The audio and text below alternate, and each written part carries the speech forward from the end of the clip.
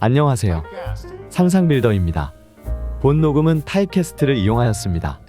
457번째 독서 요약입니다. 책 정보, 제목 팀장의 본질, 저자 장윤혁, 출판일 2022년 10월 26일. 저자 소개. 저자 장윤혁. 고려대학교에서 경영학을 전공했다. 대기업에서 14년간 국내외 다양한 분야에서 커리어를 쌓았고 현재는 크린토피아의 CSO로 재직 중이다. 2017년 얼떨결에 최연소 팀장이 된 후 실무에서 통하는 리더십을 깨우치기 위해 치열하게 공부했다. 팀장이라는 단어가 들어간 책이라면 전부 읽었고 작은 규모부터 큰 규모까지 직접 팀을 운영하면서 업무 성과, 인사관리법을 체득했다. 무엇보다 요즘 팀장들의 가장 큰 고민인 MZ세대들을 이끌면서 그들이 원하는 리더십과 동기를 유발하는 법에 대해서도 알게 됐다. 책 소개. 잘해야 믿을 수 있는 게 아니라 믿어야 잘한다. 팀원들이 곧바로 스스로 알아서 일하게 만드는 법. 유능한 업무 능력으로 회사에서 인정받아 남들보다 빠르게 팀장이 됐다. 그런데 막상 팀장이 되니 막막하고 당황스럽다. 관리 업무에 치이다 보면 실무는 뒷전이고 성과를 내기도 어렵다. 나름대로 팀원 관리도 하지만 팀원들의 불만은 늘고 퇴사자도 생긴다. 이러한 과정을 통해 실무 능력과 팀장의 역량은 별개라는 것을 알게 되지만 막상 배운 적은 없다. 문제는 알겠는데 해결책이 보이지 않는다. 팀장의 본질은 저자이자 HR 전문가 장윤혁이 대기업부터 글로벌 기업, 중소기업까지 다양한 조직을 직접 운영하면서 체득한 업무, 성과, 인사관리법을 담은 책이다. 특히 요즘 팀장들의 가장 큰 고민인 MZ세대 팀원에게 인정받는 리더십, 동기부여 방법에 대해 집중적으로 다뤘다. 당장 현실에 적용할 만한 구체적인 사례와 방법론을 통해 지금 우리 팀의 규모와 성격에 맞는 팀장의 역할이 무엇인지 단번에 알 수 있을 것이다. 출판사 리뷰. 박용만 두산그룹 회장 추천. 3만 명을 변화시킨 화제의 리더십 수업. 배울 만한 리더가 없다면 이 책을 곁에 둬라. 어느 날 갑자기 팀장이 됐다. 인정받는 팀원이었지만 팀장이 된 순간부터 과연 내가 잘해낼 수 있을까 하는 의문이 들 때가 많다. 그동안 만나온 탁월한 팀장부터 최악의 팀장까지 모두 떠올려 보지만 지금 당장 무엇부터 해야 할지 앞이 깜깜하다. 팀장의 개인기로 이끄는 팀은 팀장 역량 이상의 성과를 내기 어렵다.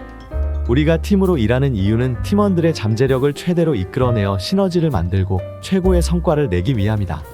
그러기 위해서는 팀원들이 알아서 열정적으로 일하는 팀을 만들어야 한다. 대기업에서 얼떨결에 최연소 팀장이 된 저자 장윤혁은 크고 작은 팀 경험을 여러 번 하면서 성과 내는 조직을 지속해서 반복적으로 만들기 위해서는 무엇이 필요한가?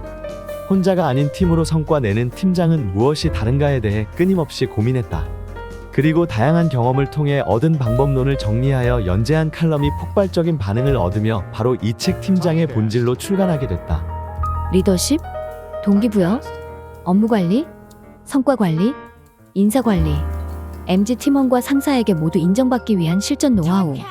팀장의 본질은 MZ세대로 대표되는 팀원들의 본성을 이해하고 그들의 동기를 유발하며 성장시키는 방법, 그리고 그런 팀원들로 이루어진 팀을 통해 성과 내는 법과 팀장으로서 갖춰야 할 기본적인 태도와 조직 관리법에 대해 다룬다.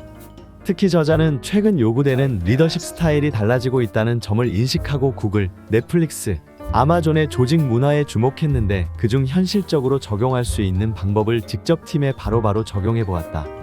효과가 있는 방법은 발전시키고 문화적 차이 등으로 인해 효과 없는 방법은 버리면서 우리나라 조직에 맞는 방법론을 터득했고 이를 리더십, 동기부여, 업무관리, 성과관리, 인사관리의 5개의 장으로 정리하여 명쾌하게 제시한다.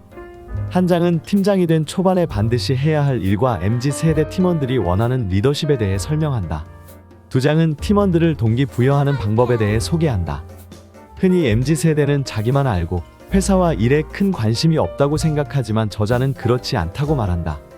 오히려 투자, 자기개발, 문화생활 등 훨씬 다양한 분야에서 열심히 사는 세대로 자신이 납득하는 일이라면 누가 시키지 않아도 알아서 열심히 일하는 특성이 있고 이 본성을 기반으로 한 동기 유발이 필요하다고 말한다. 3장은 팀원들의 역량을 높이는 업무관리법을 소개한다. 그리고 이를 위해 필요한 피드백 방법, 각 팀원에 맞는 역량 개발 목표와 업무 능력을 높이는 액션 플랜, 그리고 이를 점검하는 1대1 미팅까지 다룬다. 개개인의 업무 능력을 성장시켰다면 4장은 이제 팀으로 성과 내는 방법에 대해 이야기한다. 성과를 끌어올리는 의사결정, 팀원 역량에 따른 업무 부여와 관여도, 팀장이 직접 해결해야 하는 문제에 대해 설명하면서 마지막 5장에서 인사관리법에 대해 다룬다. 가장 많은 팀장들이 고민하는 채용, 면접, 회사 문제는 물론 팀워크를 향상시키는 방법론까지 설명한다. 이외에 팀장들이 겪는 대표적인 갈등과 문제 13개를 Q&A 방식으로 엮어 조언한다. 처음부터 준비된 팀장은 없다. 배울 만한 롤 모델이 언제나 곁에 있는 것도 아니다. 그러나 여전히 상사와 팀원 모두에게 인정받는 팀장이 되고 싶다면 이 책을 곁에 두고 읽어보자. 지금 당장 필요한 해답을 제시하는 훌륭한 가이드가 되어줄 것이다. 책에서 얻은 내용. 유능한 실무자는 스스로 움직이고 유능한 팀장은 팀원을 움직인다.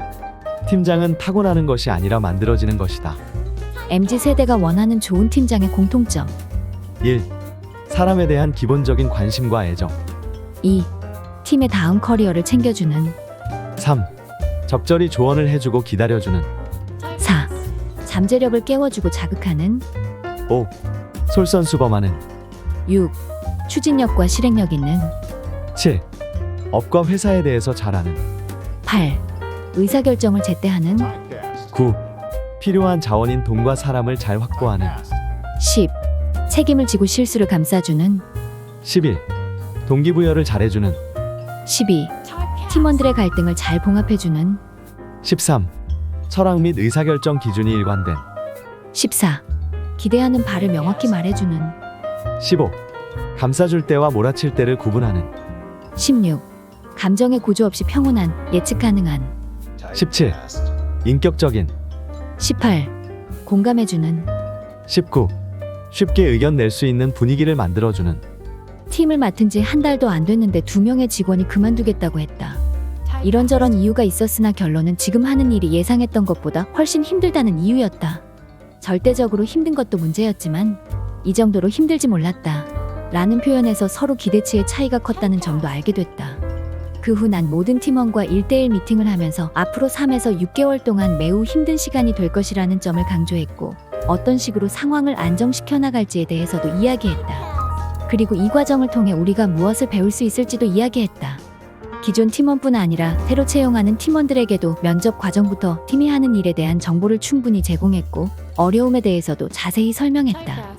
어려울 것을 예상한 팀원들은 실제 그것을 수용하고 이겨내는 힘이 더 강했다. 수직, 위계, 형식, 마이크로 매니지먼트, 의사결정의 중앙 집권화. 이 단어들은 팀원들의 자유를 제한하는 요소다. 조직에서 당연히 이런 것들이 필요하다는 고정관념은 오래된 관료 제도의 잔재일 뿐이다. 이런 개념은 과감하게 버려야 한다. 특히 팀원이 MZ세대라면 더욱 그렇다. 이런 변화를 시작하기 위해 가장 중요한 것은 무엇일까? 바로 팀원들에 대한 강한 믿음이다. 잘해야 믿을 수 있는 것이 아니라 믿어야 잘한다.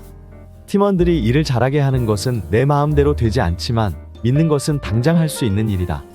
우선 믿어야 한다. 이것이 자유롭게 일하는 환경을 만드는 필수 전제다. 진정한 동기 유발을 위해서는 회사에서 일하는 것이 무엇보다 자신의 성장에 도움이 된다는 것을 명확하게 느끼게 해줘야 한다. 내가 아닌 다른 무엇인가를 위해 헌신한다는 생각으로는 그 사람의 잠재력을 최대한 끌어낼 수 없다. 인간은 이기적인 존재이고 특히 MZ세대는 나와 크게 관련이 없는 무언가를 위해 움직이지 않는다. 이것이 솔직한 본성이다. 그러니 회사에 대한 충성 같은 헛된 기대는 버리고 회사의 일이 본인의 성장으로 이어질 수 있도록 해주자. 하루에 회사에서 보내는 8시간의 대부분이 온전히 나의 성장에 도움이 된다는 감각. 그래서 이 조직과 보낸 시간이 결국 지금보다 훨씬 성장한 나로 만들어줄 수 있다는 확신. 이걸 느끼는 순간 팀원들은 자신에게 있는 가용한 자원을 모든 것을 끄집어내어 열정적으로 일에 몰입한다. 성과를 내기 위해서 반드시 야근해야 한다는 고정관념도 버려야 한다. 나도 한때는 야근하는 것을 열심히 하는 것, 오너십을 가지고 일하는 것이라고 생각했다. 그러나 이제는 좀 낡은 생각이라고 생각한다. 중요한 것은 순생산량이다. 즉, 능력이 있고 집중력도 높아서 남들이 11시간에 하는 일을 8시간 안에 해낸다면 그것이 더 나은 것이다. 일하는 시간에 집착하지 말자. 야근을 강요하는 순간 나의 성장을 위해서 일하는 것이 아닌 팀장이 회사가 강요해서 일하는 것이 돼버린다. 그러면 역량을 충분히 발휘하기 어렵다. 억지로 야근하면서 80%로 일한다면 결국 8시간 동안 120% 일하는 인재보다 더 나은 성과물을 만들기 힘들다. 평가는 결과에 대한 것이지 과정에 대한 것이 아니다. 즉, 얼마나 열심히 했는가가 평가의 고려 대상이 돼서는 안 된다. 무자르듯 자르기 힘든 부분이지만 과정이 섞이면 냉정한 평가가 되기 어렵다. 업무 성과에 대한 평가라면 당초 목표했던 숫자나 눈에 보이는 결과물 대비 달성도, 역량에 대한 평가라면 연차 수준 대비 현재 수준을 평가해야 한다. 평가 전에 평소의 평가 기준과 철학을 알려주면 저항이 덜할 것이다. 평소 피드백은 과정에 대해서도 하는 게 좋다. 하지만 평가 많은 결과 위주로 나의 현 주소를 알게 해줘야 한다. 이상으로 독서 요약을 마치겠습니다. 감사합니다.